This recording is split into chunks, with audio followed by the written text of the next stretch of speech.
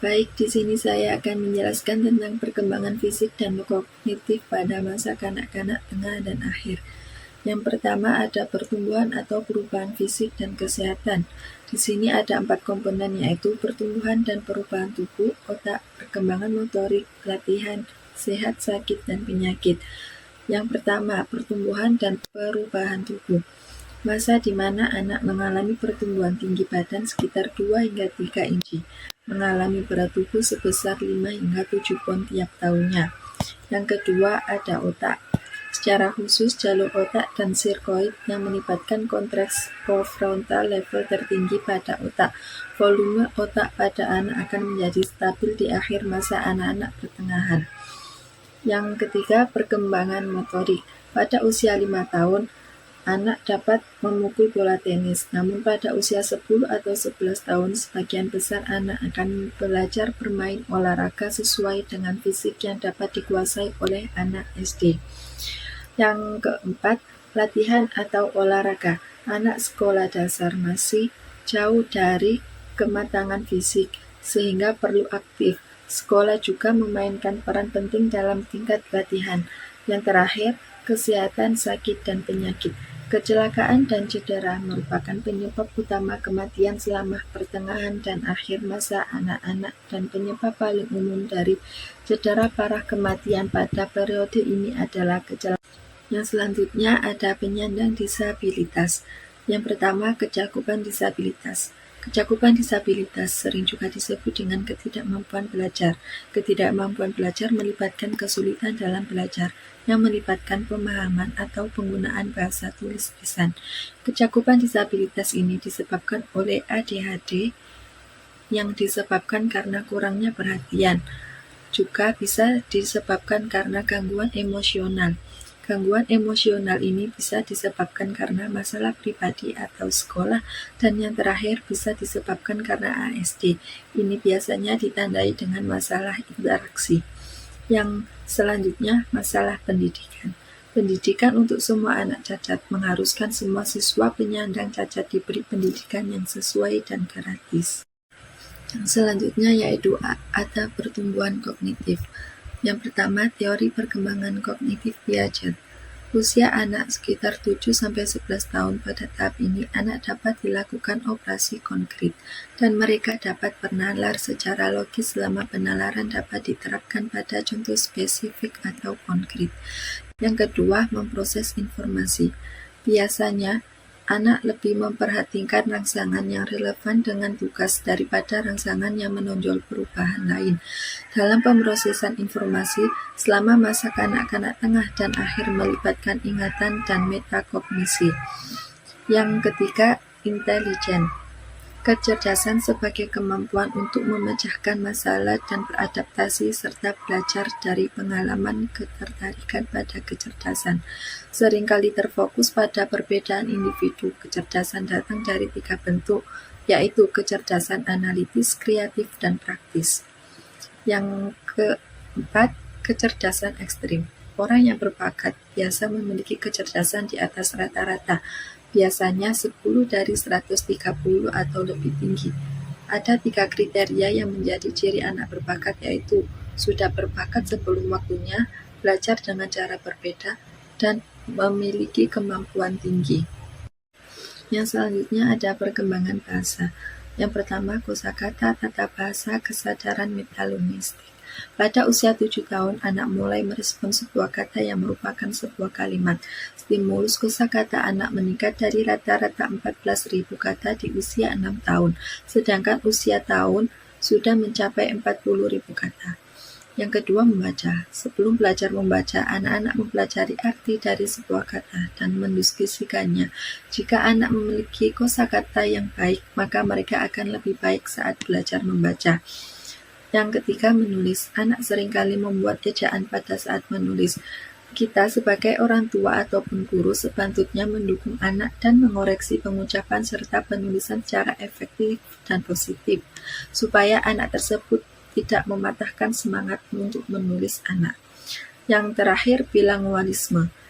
Kemampuan untuk berbicara dalam 2 bahasa, bilingualisme memiliki efek yang positif untuk perkembangan kognitif anak.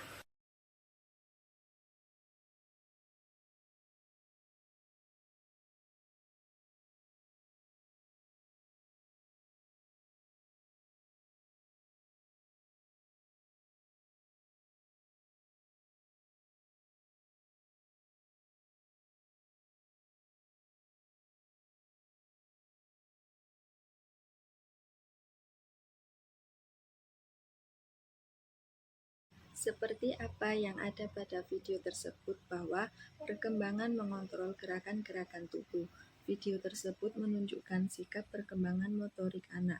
Perkembangan motorik memiliki kemampuan melakukan gerakan dengan memanfaatkan otot-otot kecil yang menuntut kerjasama antara mata dan tangan.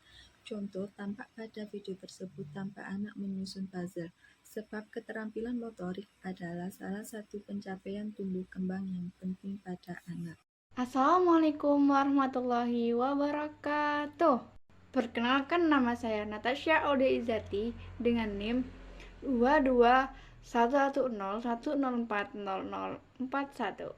Di sini saya akan membawakan tema perkembangan sosio-emosional pada masa kanak-kanak pertengahan dan akhir. Pembahasan yang pertama, pembahasan emosional dan kepribadian. Yang pertama, diri sendiri. Harga diri hanya sedikit terkait dengan kinerja sekolah, tetapi lebih terkait erat dengan inisiatif. A. Perkembangan emosional. Seiringnya bertambahnya usia anak-anak, mereka menggunakan lebih banyak variasi strategi coping dan lebih banyak menggunakan strategi kognitif.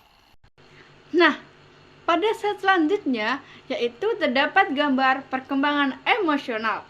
Gambar yang pertama, gambar menunjukkan orang marah dikarenakan dia lagi banyak tugas atau pikiran-pikiran yang membuatnya kesal banget. Dan gambar yang kedua, yaitu gambar yang dimana dia lagi kesel karena apa yang dia mau tidak ada yang peduli, dan atau dia yang sangat dia inginkan tidak terwujud. B. Perkembangan moral. Cohort Break berkata bahwa perkembangan moral terdiri dari 3 tingkat, yaitu pre-konvensional, konvensional, dan pasca-konvensional. Cohort Break menyatakan bahwa tahapan ini terkait dengan usia anak-anak.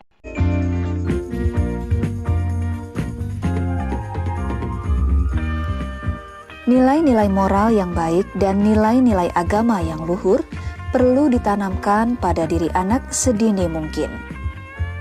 Keberhasilan maupun kegagalan dalam melakukan hal ini akan berpengaruh pada diri anak hingga dewasa.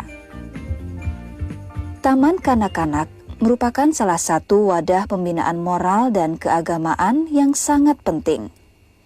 Karena pada saat itu, anak berada dalam usia keemasan, yaitu usia peka terhadap segala macam pengaruh dari luar. Dalam hal ini, para pendidik di taman kanak-kanak memegang peranan penting dalam memberikan pengaruh positif kepada anak melalui kegiatan bermain dan kegiatan-kegiatan lain yang bermanfaat. Dalam mengembangkan nilai-nilai moral, kita membantu anak membentuk karakter, kepribadian, dan perkembangan sosialnya. Program-program yang dapat dilakukan antara lain konsep diri, kerapihan, dan kesopanan. Konsep diri berhubungan dengan pembentukan karakter, yaitu menanamkan kepercayaan diri, keberanian berpendapat, dan lain-lain. Kerapihan berhubungan dengan pembentukan kepribadian, yaitu cara makan, berpakaian, dan berperilaku. Sedangkan kesopanan berhubungan dengan perkembangan sosial anak, yaitu cara berkomunikasi dengan orang lain, cara C. Gender. Ada sejumlah perbedaan fisik antara pria dan wanita. Laki-laki lebih agresif secara fisik daripada perempuan, sedangkan perempuan mengatur emosi mereka lebih baik. Hasil kesimpulan dari video gender, menurut saya, kewajiban dan tanggung jawab seorang laki-laki dan perempuan itu masih terbilang sama. Nah, jika mau memperjelas, silakan. Selamat menonton video ini.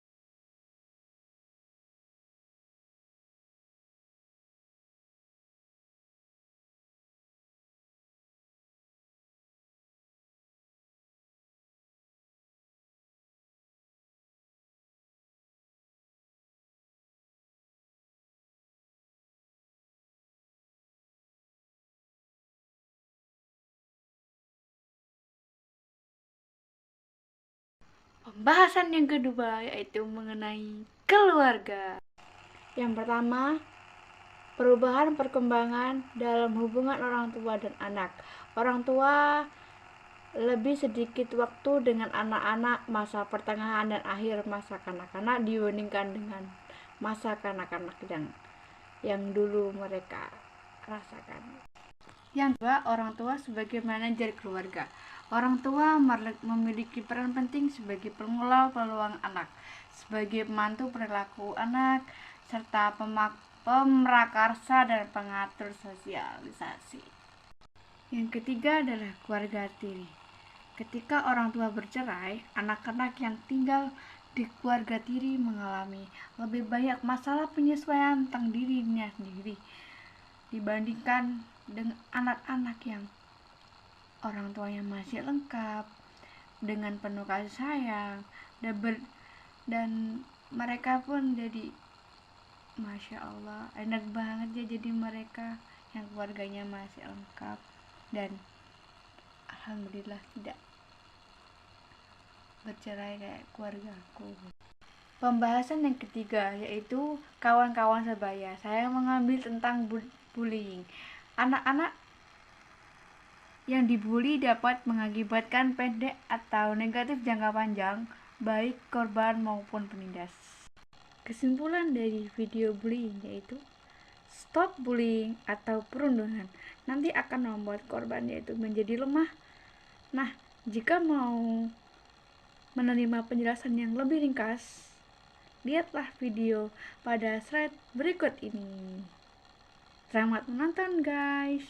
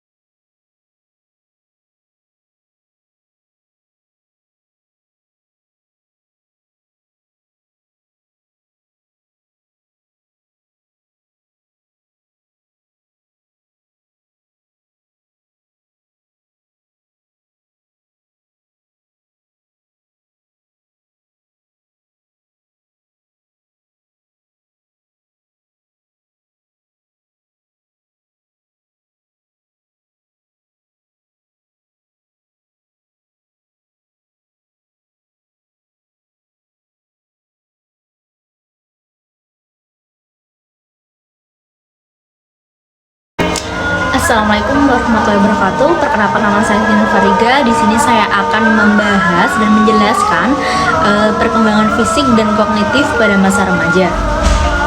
Yang pertama yaitu adalah sifat remaja. Seperti dalam perkembangan pada masa-masa kanak-kanak, pada masa remaja juga mengalami perkembangan yang mempengaruhi remaja. Yang pertama itu adalah genetik biologis dan faktor lingkungan sosial.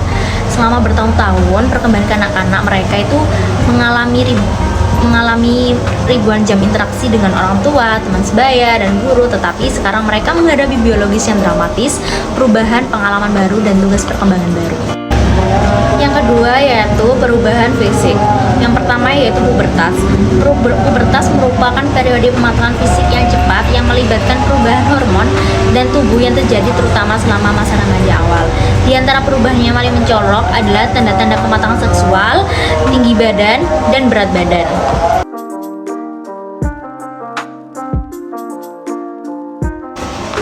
Yang pertama yaitu pematangan seksual, tinggi, dan berat badan. Seperti digambar, pada masa remaja awal, berat badan si perempuan ini akan bertambah. Tetapi nanti di umur 14, si laki-laki ini akan melampaui berat badan si perempuan. Tapi kalau tinggi badan seperti digambar, cewek juga yang perempuan ini tinggi badannya itu lebih tinggi pada masa remaja awal. Akan tetapi nanti pada masa pertengahan itu laki-laki akan melampaui tinggi si perempuan. Para peneliti telah menemukan bahwa karakteristik pubertas laki-laki biasanya berkembang dalam urutan berikut. Yang pertama yaitu peningkatan ukuran penis dan tetis, penampilan rambut kemaluan lurus, perubahan suara kecil, ejakulasi pertama yang biasanya terjadi melalui masturbasi atau mimpi basah, penampilan rambut kemaluan keriting, timbulnya pertumbuhan maksimum dalam tinggi dan berat badan, pertumbuhan rambut di ketiak, perubahan suara yang lebih terdeteksi, dan yang terakhir yaitu pertumbuhan rambut pada wajah. Sedangkan karakteristik perempuan biasanya itu tumbul payudara, menstruasi, munculnya rambut di ketiak atau di sekitar kemaluan, dan yang terakhir yaitu pinggulnya melebar. Yang B yaitu pengaturan waktu dan variasi pubertas. Bagi sebagian besar anak laki-laki, urutan pubertas dapat dimulai sejak usia 10 tahun atau selambat-lambatnya 13,5 tahun dan dapat berakhir pada usia 13 tahun atau selambat-lambatnya 17 tahun. Kisaran tersebut adalah kisaran yang normal. Untuk anak perempuan, menstruasi dianggap muncul dalam kisaran normal antara 9 dan 15 tahun. Yang C yaitu citra tubuh. Saat perubahan pubertas berlanjut, anak perempuan seringkali menjadi lebih tidak puas dengan tubuh mereka, mungkin karena lemak tubuh mereka meningkat. Tapi sebaliknya, anak laki-laki menjadi lebih puas saat mereka melewati masa pubertas, mungkin karena masa otot mereka meningkat. Yang D yaitu pematangan awal dan akhir. Dalam Berkeley Longitudinal Study beberapa tahun yang lalu, anak laki-laki dengan kematangan dini memandang diri mereka lebih positif dan memiliki hubungan teman sebaya yang lebih sukses daripada rekan mereka yang dewasa lebih lambat. Untuk anak perempuan, pematangan awal dan akhir dikaitkan dengan citra tubuh seperti yang tadi saya jelaskan. Salah satu alasan yang mungkin untuk hal ini adalah bahwa remaja akhir anak perempuan yang matang lebih awal pendek dan gempal, sedangkan anak perempuan yang dewasa akhir itu lebih tinggi dan kurus. Yang selanjutnya adalah otak. Perubahan otak selama masa remaja melibatkan penebalan korpus kolosum dan kesenjangan pematangan antara amigdala dan korteks prefrontal yang berfungsi dalam penalaran dan pengaturan diri. Korpus kolosum adalah struktur yang menghubungkan kedua belahan otak. Fungsinya yaitu memfasilitasi komunikasi dan pertukaran informasi antara dua belahan otak tersebut. Kalau amigdala yaitu membantu kita tetap aman. Amigdala juga pusat dari segala emosi kita. Namun saat emosi kita terlalu kuat, kita jadi sulit berpikir jernih. Kalau sedangkan korteks prefrontal adalah membantu kita membuat pilihan yang baik dan memusatkan perhatian pada belajar. C. Seksualitas remaja. Masa remaja adalah masa eksplorasi seksual dan eksperimen seksual. Pada masa remaja awal ini dikaitkan dengan hasil perkembangan negatif. Yang dimaksud dalam eksplorasi seksual adalah proses di mana seseorang mengeksplorasi dan memahami aspek-aspek seksualitas. Sedangkan eksperimen seksual seksual adalah di mana remaja itu ingin melakukan seksual tersebut. Yang pertama yaitu mengembangkan identitas seksual. Identitas seksual remaja melibatkan aktivitas, minat, gaya perilaku, dan indikasi orientasi seksual. Apakah seseorang memiliki ketertarikan sesama jenis seperti homo atau lesbi atau lawan jenis. Yang kedua yaitu waktu, perilaku, dan seksual remaja. Dalam survei nasional, 55% dari usia 15 hingga 19 tahun di Amerika Serikat, perempuan dengan rentang usia yang sama mengatakan mereka telah bertunangan seks dengan anak laki-laki. Yang ketiga yaitu faktor resiko perilaku remaja. Banyak remaja yang tidak siap secara emosional untuk menghadapi pengalaman seksual, terutama pada masa remaja awal. Aktivitas seksual ini dikaitkan dengan perilaku yang beresiko seperti penggunaan narkoba, kenakalan, dan masalah terkait sekolah. Namun bukan hanya masalah tersebut. Pada masa remaja, masalah juga meliputi faktor kontekstual seperti status sosial ekonomi serta faktor keluarga atau pengasuhan, teman sebaya, dan prestasi akademik. Yang keempat yaitu penggunaan kontrasepsi. Aktivitas seksual membawa resiko yang cukup besar jika perlindungan yang tepat tidak diambil. Remaja akan menghadapi dua jenis resiko. Yang pertama yaitu kehamilan yang tidak diinginkan dan infeksi menular seksual. Kedua resiko ini dapat dikurangi secara signifikan jika kontrasepsi tidak digunakan. Contohnya yaitu kontrasepsi yang harus digunakan remaja yaitu seperti kondom, pil KB, terus memasang iud. Kelima yaitu infeksi seksual menular. Setiap tahun lebih dari 3 juta remaja di Amerika Serikat, sekitar seperempat dari mereka yang berpengalaman secara seksual. Dalam satu tindakan seks tanpa kondom dengan pasangan yang terinfeksi, seorang gadis remaja memiliki resiko 1% tertular HIV, 30%-nya resiko tertular herpes genital, dan 50%-nya kemungkinan tertular gonore. Bahkan diliput dari web epidemi HIV atau AIDS, sekitar 84 juta yang telah terinfeksi dan 38 jutanya saat ini masih hidup dengan HIV. Dan yang keenam yaitu kehamilan remaja. Kehamilan remaja menciptakan resiko kesehatan bagi bayi dan ibunya. Bayi yang lahir dari ibu remaja lebih cenderung memiliki berat badan yang lebih rendah, dan faktor utama kematian bayi serta masalah neurologis dan penyakit pada masa kanak-kanak. Dan juga diliput dari web evermedia.indonesia.com, perempuan usia 10-19 tahun pernah hamil sebanyak 58,8%.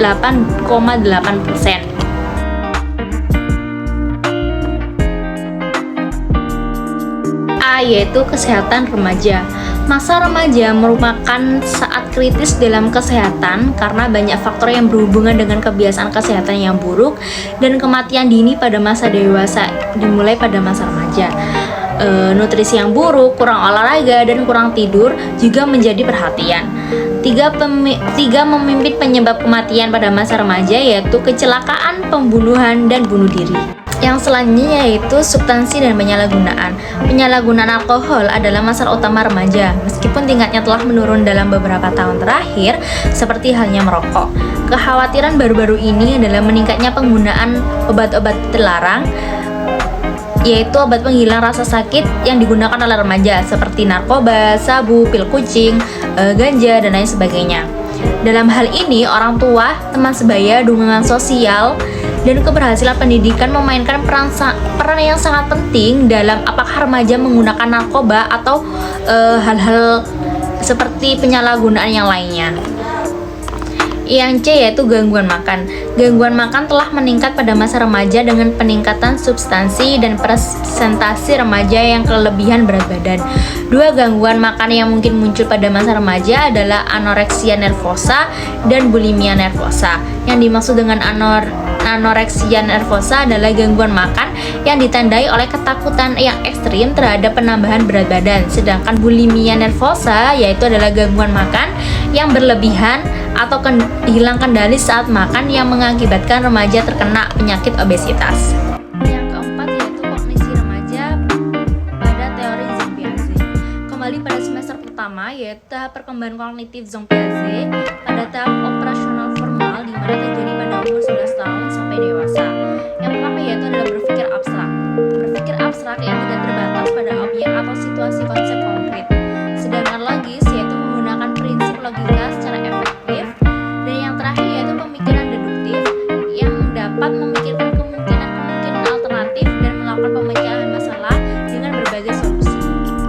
Egosentrisme remaja mengandung dua komponen utama, yaitu imaginary audience dan personal fable.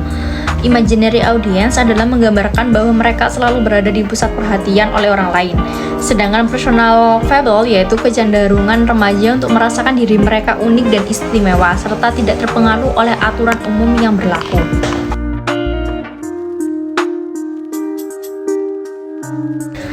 Yang pertama yaitu transisi ke sekolah menengah pertama.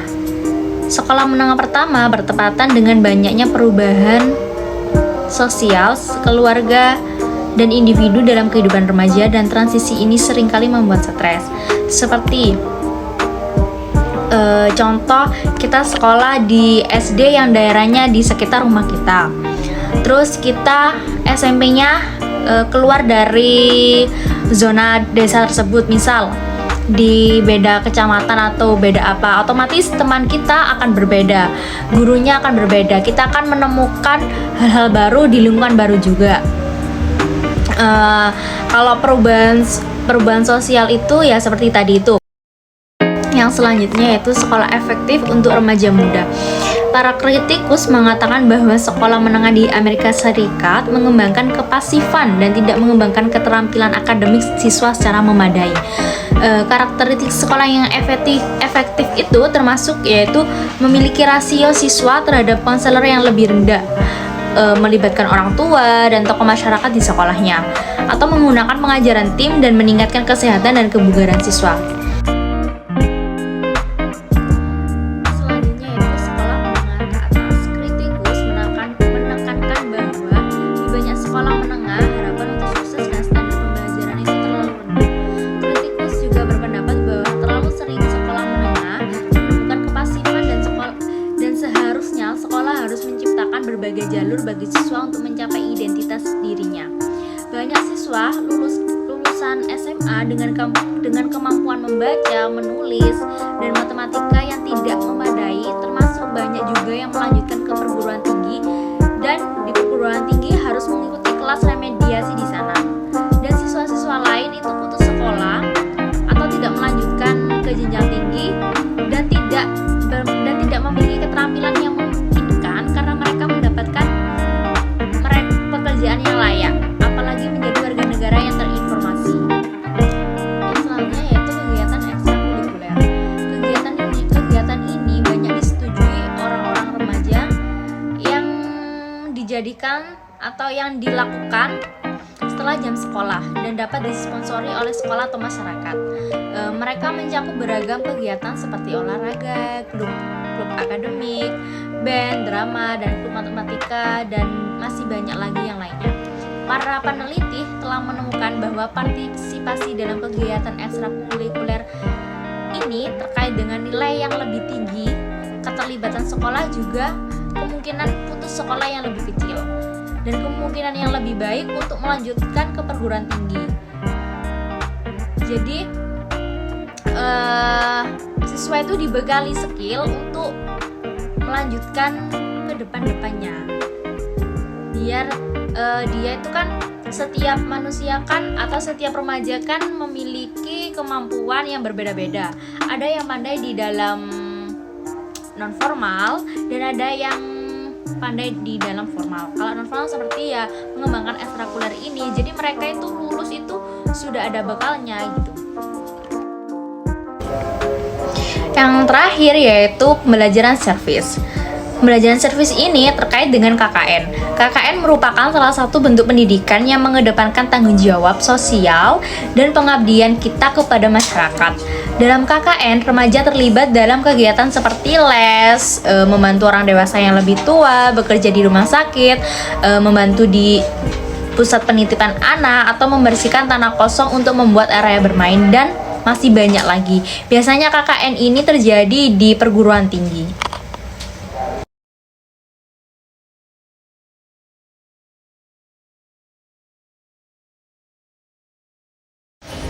Pastinya kalian sudah tahu kan berita tentang Tegar, mahasiswa Yogyakarta yang bunuh diri ini.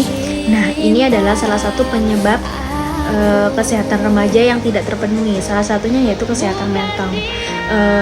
Dari berita yang saya baca, Tegar ini adalah memiliki masalah kesehatan mental yang membuat dirinya hingga melakukan ini. Nah, jadi kesehatan remaja ini sangat berdampak penting.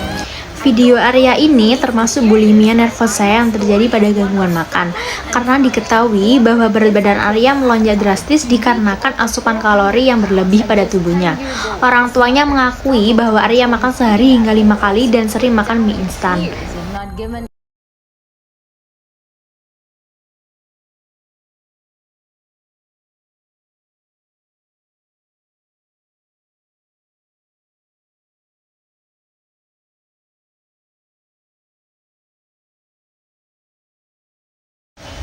Pastinya kalian sudah tahu kan berita tentang Tegar, mahasiswa Yogyakarta yang bunuh diri ini. Nah, ini adalah salah satu penyebab kesehatan remaja yang tidak terpenuhi. Salah satunya yaitu kesehatan mental. Video Arya ini termasuk bulimia nervosa yang terjadi pada gangguan makan, karena diketahui bahwa berat badan Arya melonjak drastis dikarenakan asupan kalori yang berlebih pada tubuhnya. Orang tuanya mengakui bahwa Arya makan sehari hingga 5 kali dan sering makan mie instan.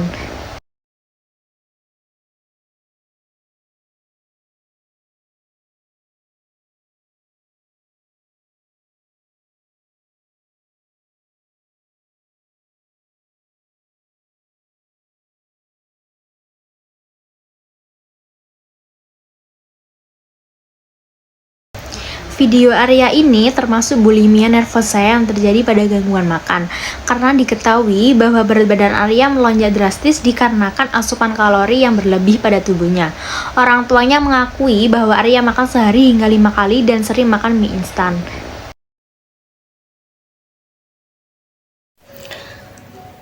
Baik, di sini saya akan menjelaskan tentang perkembangan sosioemosional pada remaja. Sosioemosional pada remaja meliputi yaitu yang pertama harga diri, identitas, religius, dan spiritual. Yang kedua yaitu hubungan dengan keluarga. Yang ketiga hubungan dengan teman sebaya. Yang keempat budaya dan perkembangan masa remaja. Yang kelima yaitu masalah remaja. Sosioemosional adalah kemampuan remaja untuk mengelola emosi diri sendiri dengan orang lain yang berkenaan dengan hati dan kepedulian sesama manusia sehingga mereka dapat berinteraksi dengan baik. Yang pertama yaitu harga diri. Harga diri ini mengacu pada penampilan keseluruhan individu.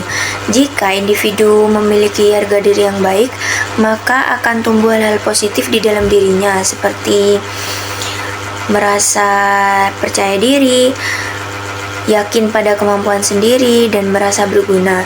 Sebaliknya, jika individu ini memiliki harga diri yang tidak baik, maka akan tumbuh hal-hal negatif pada dirinya, seperti tidak percaya diri, merasa tidak berguna, dan merasa tidak nyaman atau insecure. Selanjutnya yaitu identitas. Erikson mengatakan bahwa selama ini remaja dihadapkan pada keputusan siapa mereka, apa tujuan mereka, dan kemana mereka akan pergi. Remaja yang tidak berhasil menyelesaikan krisis identitas ini akan menderita kebingungan identitas, dan remaja akan kesulitan menentukan karir di masa yang akan datang. Remaja juga akan kesulitan menunjang kegiatan mereka, sehingga penting bagi orang tua atau guru untuk membantu individu menemukan dirinya sendiri, seperti membantu mencari minat dan bakat si anak ini. Selanjutnya yaitu religius dan spiritual pada masa remaja. Sejumlah penelitian mengatakan bahwa remaja yang sedang terlibat dalam lembaga keagamaan lebih memungkinkan untuk terlibat dalam pelayanan remaja. Dan pada masa ini, remaja lebih suka ikut pembelajaran keagamaan seperti kajian atau ceramah agama. Yang kedua yaitu hubungan keluarga dengan remaja. Yang pertama yaitu pemantauan orang tua. Yang kedua otonomi dan kelekatan. Dan yang ketiga konflik dengan remaja. Yang pertama yaitu pemantauan orang tua. Pemantauan ini termasuk mengawasi pilihan lingkungan sosial anak ini, aktivitas bersama temannya. Jadi dalam hal ini keluarga bisa mendukung si anak remaja ini dalam konteks yang positif.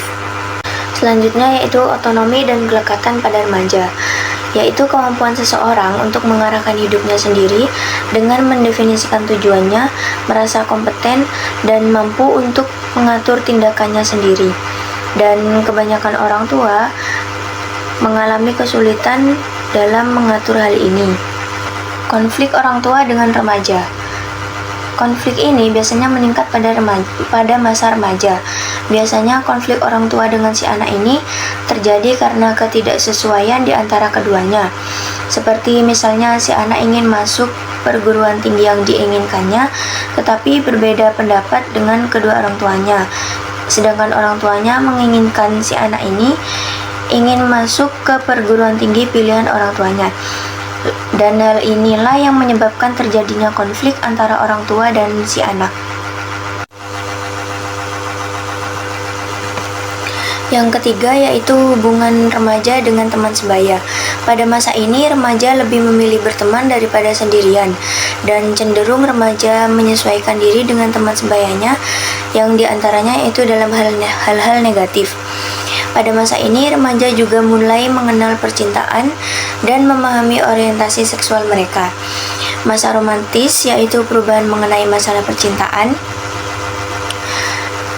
yang dibagi menjadi 3, yaitu yang pertama masa afiliasi dan atraksi pada usia 11-13 tahun, yaitu menyimpan perasaan kepada seseorang dan bercerita kepada sesama teman. Yang kedua yaitu mengeksplorasi relasi romantis pada usia 14-16 tahun, karena mereka akan memulai menjalin hubungan dalam waktu yang singkat. Yang ketiga yaitu mengonsolidasi keterkaitan remaja. Hal ini pada umur 17-19 tahun. Dan pada masa ini, remaja akan lebih serius dalam hal menjalin hubungan percintaan. Yang keempat yaitu budaya dan perkembangan remaja. Perbandingan lintas budaya dan etnisitas yaitu hubungan antar kelompok di mana perbedaan budaya antar kelompok dikomunikasikan secara sistematis dan berlangsung secara terus-menerus. Biasanya hal ini disebabkan karena faktor sosial ekonomi dari keluarga. Dan pada masa remaja ini, kebanyakan remaja menghabiskan waktunya dengan menggunakan media elektronik seperti handphone, laptop, dan sebagainya selama 6,5 jam per hari. Yang kelima yaitu masalah remaja. Para peneliti menemukan bahwa masalah perilaku pada masa remaja seperti penyalahgunaan narkoba, kenakalan remaja, dan sebagainya karena kurangnya kasih sayang dari orang tua serta lingkungan yang kurang mendukung. Berikut ini adalah contoh video kenakalan remaja di lingkungan masyarakat kita. Pergaulan bebas merupakan perilaku negatif yang menyimpang aturan dan dikarenakan adanya pergaulan yang salah. Beberapa penyebab pergaulan bebas seperti kegagalan remaja menyerap norma agama dan norma Pancasila. Sikap mental yang tidak sehat dapat menimbulkan emosi yang berlebihan, perasaan sedih, pikiran stres, gangguan depresi, mudah cemas, dan halusinasi.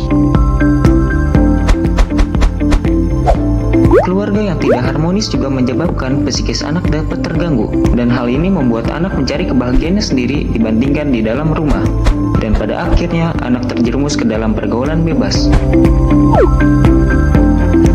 Pergaulan bebas memiliki beberapa jenis. Contohnya seperti seks bebas, tawuran antar pelajar, narkoba dan merokok, dan juga clubbing.